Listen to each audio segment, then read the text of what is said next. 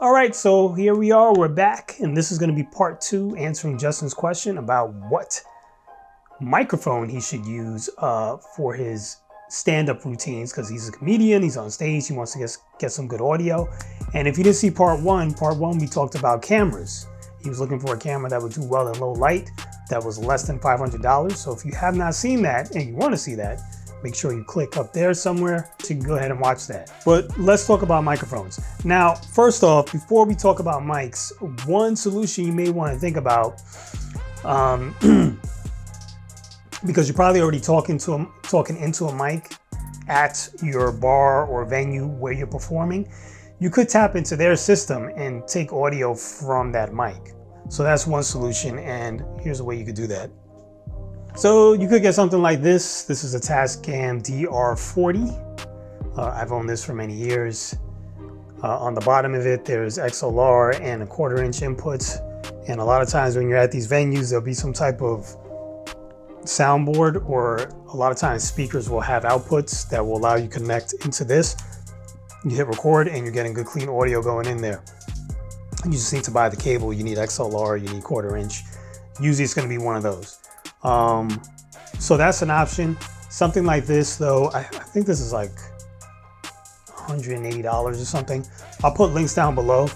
And I'll probably put some alternatives to this as well, because you could probably get something that's a little cheaper than this and still get good audio. So I'll probably put a few alternatives that are a little less money. Now, of course, the one thing to note about that, if you're taking the audio from a recorder like this, it's obviously not going to be in your video. You have to edit that in. So if that's not something you're comfortable with, then you might as well just don't go this route. You know, just forget about it. So that's an option. So you could do something like that. But now we can also talk about some microphones too that you can use, like kind of what I'm using, a lapel mic. There's different options for audio, right? Being that you're going to be on stage and the camera's not right beside you, you can't really use a wire, right? Because that's the cheapest way to do it. Honestly, probably the best way. There's so many cheap cabled mics these days that are like $25, $30 that sound really good. You know, everybody's always talking about these $200, $500 mics, but you really don't. You don't need it. So that's my opinion. So like these here, this is a Saramonic Uw Mic 10.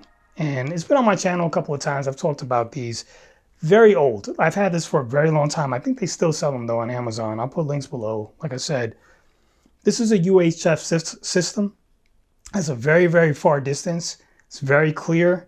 Very, very inexpensive for what they are. I've used them for, I don't know, 5 years now. They still work very well. I used to use them exclusively for these YouTube videos. I don't really use them that much anymore. But something like this will serve you well. You'll get good, clear audio. But it's not really my first choice anymore. But for what you're doing, it might be the second choice. I probably should have started with these first, because it's probably like my least favorite one to use. But it's what I'm using right now for this video. And this is the Lens Go. I've done a couple of videos about this on the channel as well. So this is a wireless unit as well, but it's not UHF. It's 2.4 gigahertz, which is a different frequency band. So the distance is not as far, not a big deal for what you're doing. It's going to give you plenty of distance. The difference that I find with the Lens Go system or any 2.4 gigahertz system, at least the ones I've tried thus far, they're more prone to interference, in my opinion. Doesn't happen often though. You probably would be fine. You're not hearing interference right now, but then again, I'm not in a room with 50 to 200 people and some type of microphone system for the venue that you're performing in or the bar you're performing in.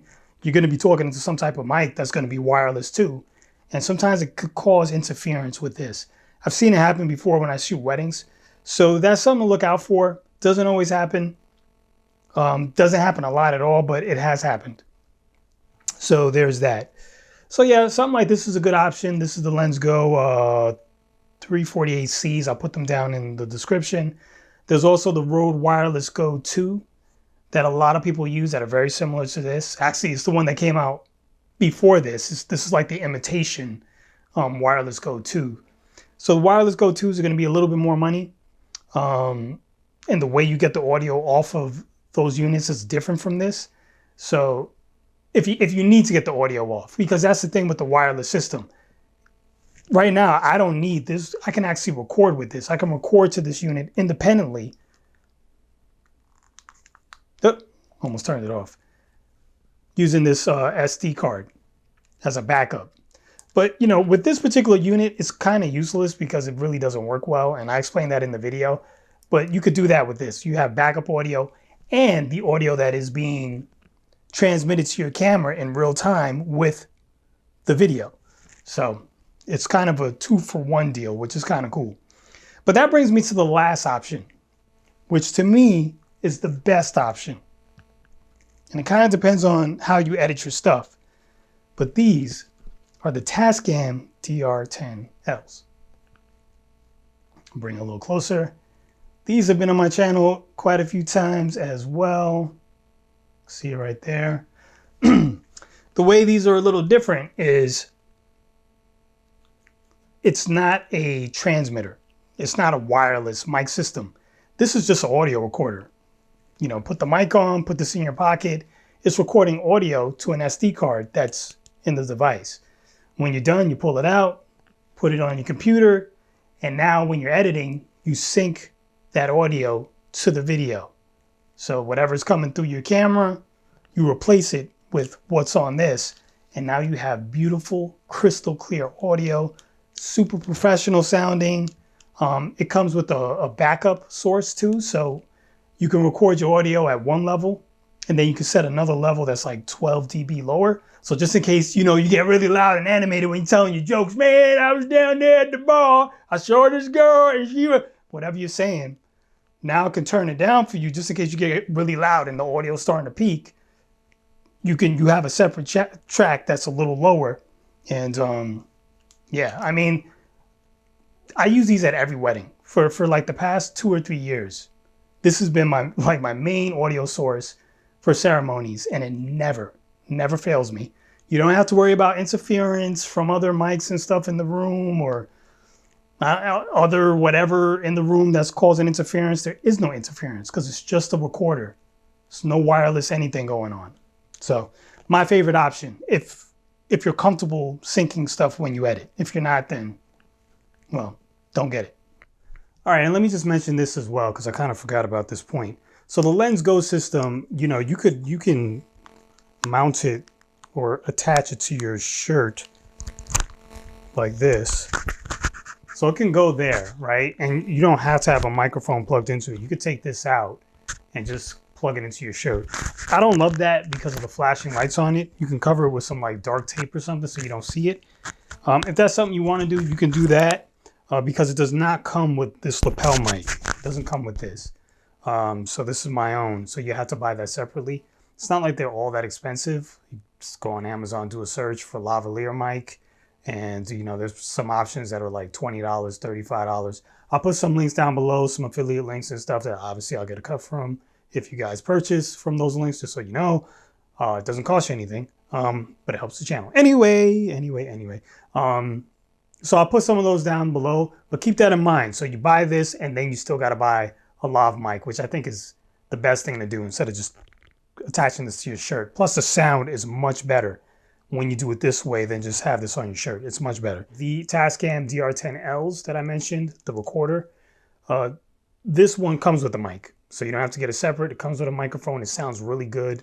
So you're already set.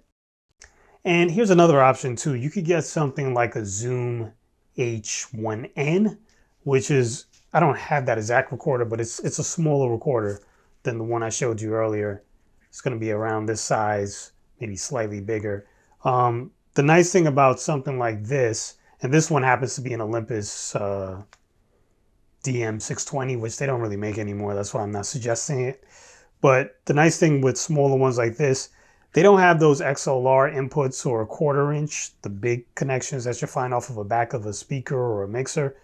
They have the little connections like this where you can put a microphone into it. So you can use this, put it in your pocket, use a microphone, very similar to that other Tascam DR10L that I like, except it's a little bit bigger. But the other thing with this type of recorder is you could just record from the recorder itself with no wires. So you can set it up by a speaker and, you know, and just let it record directly from the speaker if you can't get connections into it. Or it still has a line in, it's just going to be this type of line in. So, you know, instead of plugging in a mic, you can buy adapters and like take a 1/4 inch connection or XLR connection and then convert it into a 3.5 millimeter connection and plug it into this. And something like that that Zoom H1N, it has a line input. So if it's getting a very, very strong signal from like a mixer, it can handle it. That's another thing. Certain recorders can't handle those strong signals, but things like this can. So that's just another option for you. All right, so there you have it. There are some audio options, whether you're doing a performance or maybe it's a seminar or whatever. These can be applied in different settings. If there's something I missed, you guys can put it down below. If there's microphones that you think would work well for Justin, please put it down below so you can share that information with him. Any different type of audio setup you're thinking that might work a little bit better, put that down below for him and for me. I like to learn too. So if you found that helpful, please go ahead and give the video a like. Everything I talk about will always be in the descriptions below. Subscribe to the channel if you haven't already done so. As always, I'm Mike Turner. Thanks for watching, and I guess I'll see you soon.